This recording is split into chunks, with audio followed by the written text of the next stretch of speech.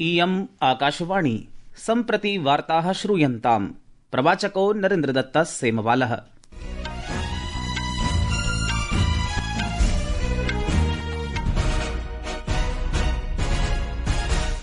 आदौ मुख्यवार्ताः।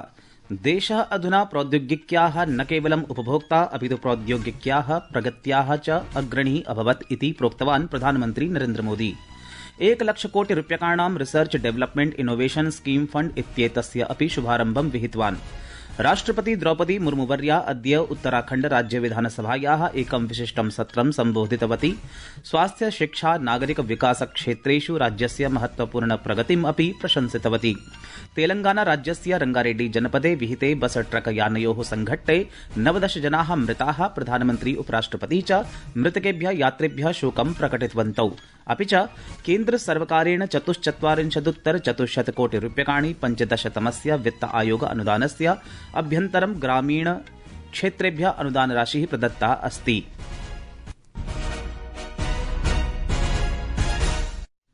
अथ वार्ताः विस्तरेण।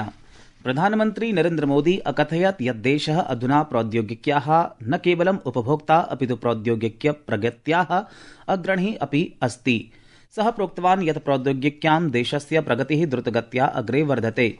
प्रधानमन्त्री अद्य प्रातः नवदिल्ल्यां भारतमण्डपम् इत्यत्र emerging science and technology innovation conclave 2025 इत्यस्य उद्घाटनानन्तरम् एतत् वक्तव्यं प्रायच्छत्। प्रधानमन्त्री अकथयत् यत् सर्वकारः देशे नवाचारस्य मॉडर्न इकोसिस्टम इत्येतत् निर्मातुं सरलान्वेषणं केन्द्रितं करोति। सः एतदपि सबलं प्रत्यपादयत् यत् देशे विश्वस्य सफलतमः डिजिटल पब्लिक इंफ्रास्ट्रक्चर इति उपक्रमः अपि निर्मितः अस्ति।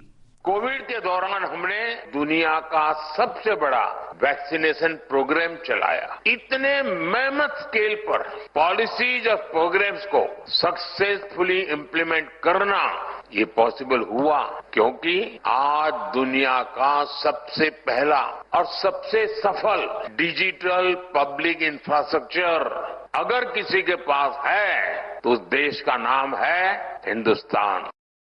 प्रधानमन्त्री देशे रिसर्च डेवलपमेंट इकोसिस्टम इत्येतस्य सुदृढीकरणम् उद्दिश्य 1,00,000 कोटि रूप्यकाणां research development innovation scheme fund इत्येतस्य अपि शुभारम्भं विहितवान्।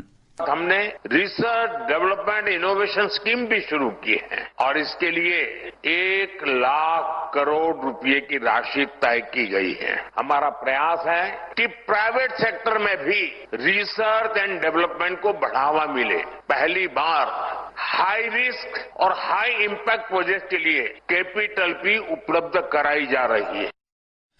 राष्ट्रपति द्रौपदी मुर्मुवर्या अद्य देहरादूने उत्तराखण्ड राज्य विधानसभायाः एकं विशिष्टं सत्रं सम्बोधितवती। सा राज्यस्य निवासिभ्यः विधायकेभ्यश्च राज्यस्य स्थापना दिवसस्य 25 वर्षाणां पूर्त्यवसरे शुभकामनाः प्रायच्छत्।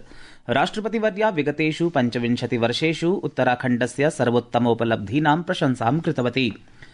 राष्ट्रपतिवर्यया पर्यावरणोर्जा पर्यटन स्वास्थ्य शिक्षा औद्योगिकानां विकासक्षेत्रेषु राज्यस्य महत्वपूर्ण प्रगतिः प्रकाशिता।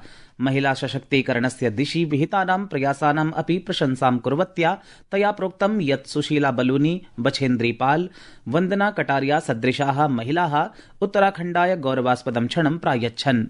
राज्य ने ह्यूमन डेवलपमेंट इंडिसेज के कई मानकों पर सुधार हुआ है। मुझे ये जानकर प्रसन्नता हुई है कि राज्यों में साक्षरता बढ़ी, महिलाओं की शिक्षा में विस्तार हुआ है, मातृ एवं शिशु मृत्यु दर भी कमी आई है तथा स्वास्थ्य सेवाओं को सुलभ बनाने में प्रयास किए जा रहे हैं। महिला सशक्तिकरण की दिशा में किए जा रहे प्रयासों की मैं विशेष सराहना करती।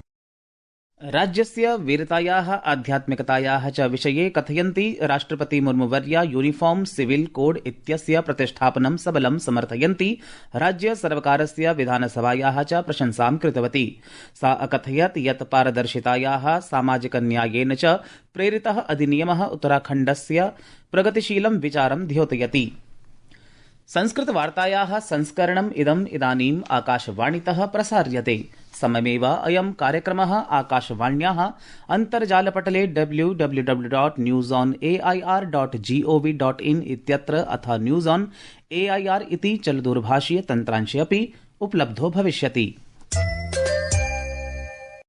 अद्य प्रातः तेलंगाना राज्यस्य रंगारेड्डी जनपदस्य चेवेला नगरस्य समीपे मिर्जागुडा खानपुर मार्गे आरटीसी बस यानेन सह ट्रकयानस्य संघट्टः अभवत्, येन अस्या मार्ग दुर्घटनायां 19 जनाः मृताः। एषा घटना प्रातः 8 वादने विकराबाद हैदराबाद इति मार्गे अभवत्। मुख्यमंत्री रेवंत रेड्डी इत्येषः अधिकारिभ्यः युद्धस्तरीयं चिकित्सा साहाय्यं दातुं निर्देशं दत्तवान्। तत्र विशेष वैद्यकीय दलानि च प्रेषितानि सन्ति। राष्ट्रपतिः, उपराष्ट्रपतिः, प्रधानमन्त्री च दुःखद मार्ग दुर्घटनया मृतानां कृते शोकं प्रकटितवन्तः। प्रधानमन्त्रिणा प्रत्येकं मृतानां निकटवर्तिनां कृते प्रधानमन्त्री राष्ट्रिय साहाय्य कोषात् 2 लक्षरूप्यकाणाम् अनुग्रह राशेः घोषणा कृता अस्ति। व्रणितेभ्यः च 50,000 रूप्यकाणि दीयन्ते। केन्द्रसर्वकारेण 44,400 कोटि रूप्यकाणि 15तमस्य वित्त आयोग अनुदानस्य अभ्यन्तरं ग्रामीणक्षेत्रेभ्यः अनुदानराशिः प्रदत्ता अस्ति।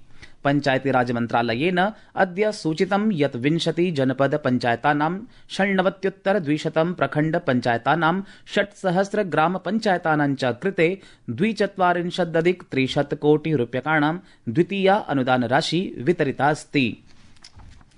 अद्य रात्रौ 9:30 अस्माकं बहुभाषीये पब्लिक स्पीक इति सजीव दूरभाष कार्यक्रमे वयं बैंकिंग लॉज अमेंडमेंट एक्ट 2025 इत्यस्मिन् विषये नवंबर मासस्य 1 दिनाङ्कात् प्रख्यापितेषु प्रमुख परिवर्तनेषु एकां सूचनात्मिकां चर्चां करिष्यामः। अस्यां चर्चायां national organisation of bank workers इत्यस्य पूर्व मुख्य सचिवः Ashwini Rana, Indian institute of banking and finance इत्यस्य क्षेत्र प्रमुखः डॉक्टर नरेंद्र कुमार भसीनः च सम्मिलितौ भविष्यतः। कार्यक्रमावधौ श्रोतारः प्रख्यापितानां बैंकिंग नियमानां विषये, सामान्य नागरिकाणां जीवने तेषां प्रभावविषये च प्रश्नान् प्रष्टुं शक्नुवन्ति। अस्मिन् कार्यक्रमे भागं भजितुम् अद्य रात्रौ 9:30 वादने 0112331048 अथवा 0111237117 अथवा 0112371710 अथवा 011123314444 इत्यादिषु दूरभाष संकेतेषु सम्पर्कं कुर्युः। एतदतिरिच्य भवन्तः स्वकीयान् प्रश्नान् व्हाट्सएप इत्यत्र 9228904044 इत्यस्मिन् दूरभाष संकेते अपि च एक्स इत्यत्र #AskAir इत्यनेन सह स्वकीयं प्रश्नं संयुज्य च प्रेषितुं शक्नुवन्ति। जयपुर नगरे अद्य अपराह्ने द्रुतगत्या धावमानं डम्पर यानम् अनियन्त्रितं भूत्वा अनेकानि कार्यानानि, मोटरसाइकल यानानि च एकैकशः आक्रान्तवत्, येन अस्यां दुर्घटनायां 10 जनाः मृताः, अन्ये 23 जनाः च व्रणिताः अभवन्। हरमदा नगरस्य लोहामण्डी क्षेत्रे एषा घटना अभवत्, यदा डम्पर यानस्य ब्रेक्स इत्येतानि विफलीभूतानि, येन एषा भीषण दुर्घटना सञ्जाता। व्रणिताः कन्वाटिया चिकित्सालयं प्रति नीताः, अपरत्र प्रायः गम्भीररूपेण व्रणिताः 5 जनाः SMS चिकित्सालयं प्रति प्रेषिताः सन्ति। मुख्यमंत्री भजनलाल शर्मा आहतानां समुचितचिकित्सां कर्तुम् अधिकारिभ्यः निर्देशं दत्तवान्। प्रधानमन्त्री दुःखदमार्ग दुर्घटनया मृतानां कृते शोकं प्रकटितवान्। प्रधानमन्त्रिणा प्रत्येकं मृतानां निकटवर्तिनां कृते प्रधानमन्त्री राष्ट्रिय साहाय्य कोषात् 2 लक्षं रूप्यकाणाम् अनुग्रह धनराशेः घोषणा कृता अस्ति। व्रणितेभ्यः च 50,000 रूप्यकाणि दीयन्ते। बिहारे विधानसभा निर्वाचनस्य प्रथमचरणस्य प्रचारः श्वः सायंकाले समापनात् पूर्वं पूर्णगत्या प्रवर्तते।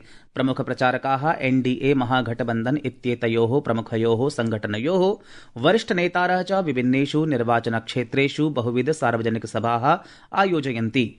अस्मिन् चरणे गुरुवासरे 18 मण्डलेषु 21,100 निर्वाचनक्षेत्रेषु मतदानं भविष्यति।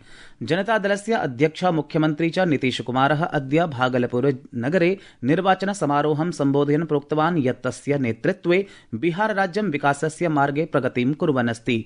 श्रीनीतीशकुमारः अवदत् यत् प्रधानमन्त्रिणा नरेन्द्रमोदिना बिहारस्य कृते विविधाः विकासपरियोजनाः उपहाररूपेषु दत्ताः सन्ति। इति वार्ताः।